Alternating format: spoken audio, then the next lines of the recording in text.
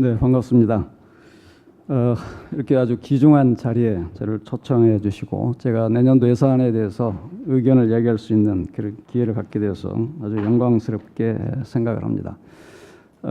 정부 예산안, 내년도 예산안을 한번 훑어보고 또 어제 대통령 시정연설문을 한번 읽어봤는데 저는 아주 개인적으로는 그동안의 재정 운용의 어떤 패러다임을 전환하는 하나의 계기를 만든 것은 사실이다 이렇게 보고 있습니다.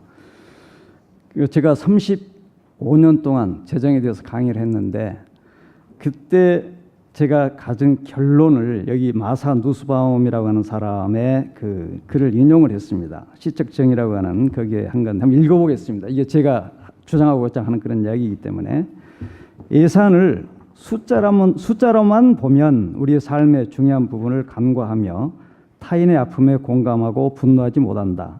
특히 총합이나 평균과 같은 추상적인 통계 수치는 인간의 개별성, 질적인 차이, 삶의 복잡성에 대한 이해를 결여한다. 그래서 정책이나 예산 결정자는 세상을 숫자를 통해 보는 계산적 정의에 머물지 말고 문학적 상상력을 발휘해야 된다. 이렇게 이야기를 하고 있습니다. 저는 이 이야기의 맥락은 저는 재정에는 휴머니즘이 들어가야 된다 이렇게 보고 있고 그렇게 보면은 여기 예산 심의하시는 국회의원들께서는 휴머니스트가 돼야 된다고 봅니다. 그래서 심의하는 과정 내내 내가 휴머니스트로서 국민을 위해서 뭘 할 것인지를 염두에 두고 심의를 해야 된다라고 하는 것이 제가 35년 동안 강의하고서 얻은 이 결론이라고 보시면 되겠습니다. 그래서 그런 측면에서 제가 몇 가지 말씀을 좀 드리면은 먼저 그 재정 규모 관련해서 7.1%로 가장 최근에 가장 큰 재정 규모에 대해서 상당히 반론들이 많이 나오고 있는데 저는 당연히 그 방향으로 가야 된다고 보고 있습니다. 확장이냐 긴축이냐의 기준은 되게 경상 경제 성장률을 비교를 해서 이렇게 판단을 하죠. 그런데 올해 추경 기준으로 하면은 경상 그 성장률하고 비슷한 수준입니다. 그런데 그렇게 되는 이유는 우선 재정 수요가 여러분들이 뭐 이것도 필요하고 저것도 필요하다 많이 이야기를 하고 있습니다. 엄청나게 필요하다고 보기 때문에 그 부분에서 저는 그렇게 가야 된다고 보고 제가 그 142페이지에 그 자료가 있습니다. 재정 규모를 보면은 이 자료 제출한 그 32개 OECD 국가 중에서 우리가 31위라고 하는 거.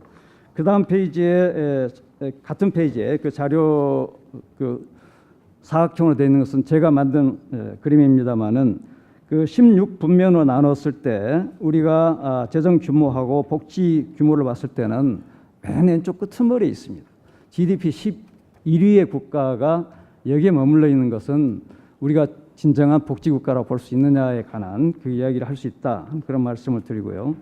그 다음에 하나는 우리 지금 그 시대적 그 과제로서 가장 중요한 것이 저는 앞에 그 4개를 들었습니다. 불평등과 저성장과 그다음 저출산 고령화, 삶의 질이 너무 낮다라고 하는 그 4가지를 들었는데 불평등 문제는 아주 심각하죠. 전부 그걸 이야기를 하고 있습니다. 학자도 그렇고 정치인도 그렇고.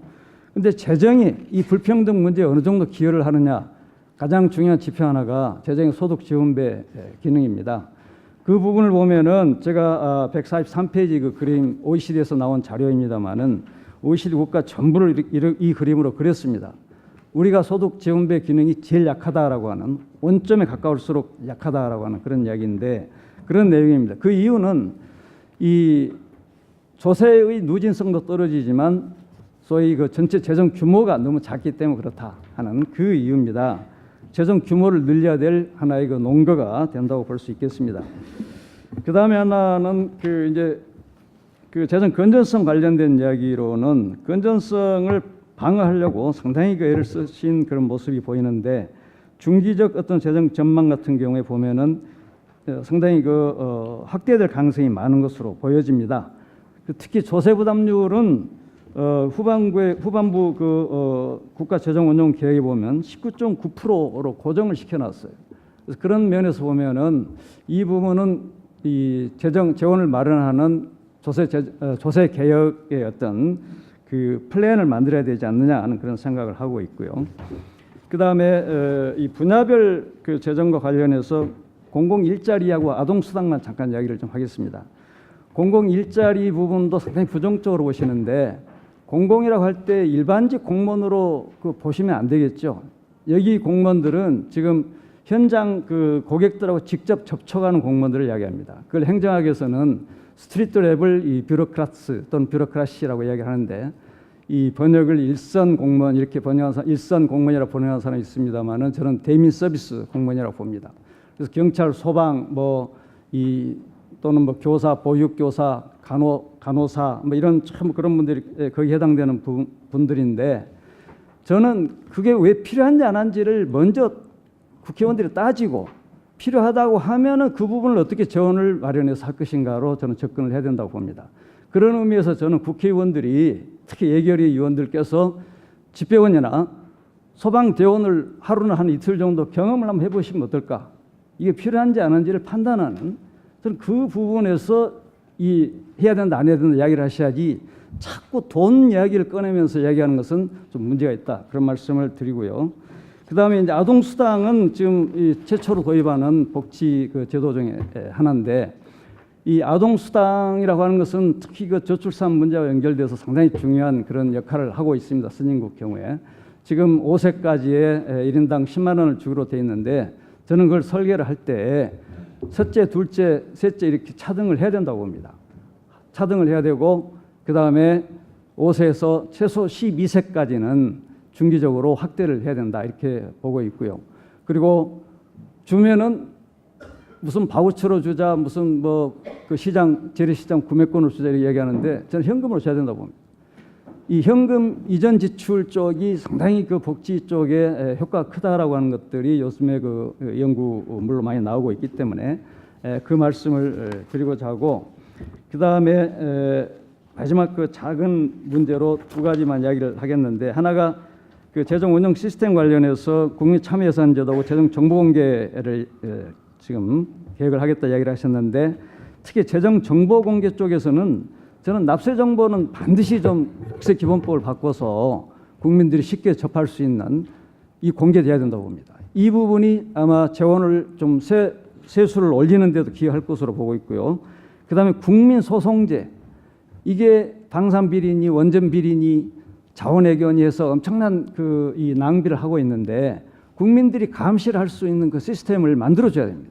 그래서 미국의 키템 그 소송과 같은 이 제도를 도입을 해야 되는데 국회에 지금 이게 발의가 되어 있습니다. 지금 통과가 좀 됐으면 좋겠다는 생각이고요. 그다음 마지막으로 이 재정분권 이야기인데 대통령께서 연방제 수준의 지방분권 이야기를 하셨는데 이 재정분권 쪽 이거는 상당히 이 지방분권의 핵심 문제이기 때문에 이 부분을 조금 더 좀 중기적으로 염두에 두고 좀 이 계획안을 마련해야 되지 않느냐 하는 그런 말씀을 드리면서 마치도록 하겠습니다. 자, 감사합니다.